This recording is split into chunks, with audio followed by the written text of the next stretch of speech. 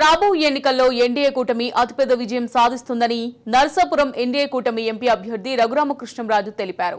NDA కూటమి MP అభ్యర్థిగా nomination దాఖలు చేసిన సందర్భంగా శ్రీవారి దర్శనార్థం రావడం జరిగిందన్నారు. జగన్ పుణ్యమా అంటూ 4 సంవత్సరాలుగా శ్రీవారి దర్శనానికి రాలేకపోయానన్నారు.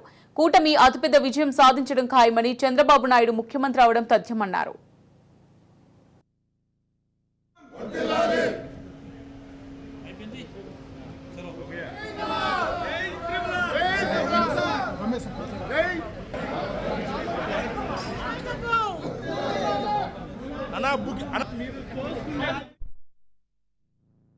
స్వామివారి దర్శనం కోసం ఇక్కడికి రావడం జరిగింది. గతంలో కూడా నేను నామినేషన్ ఫైల్ చేసిన వెంటనే తిరుపతికి వచ్చి దర్శనం చేసుకున్నాను.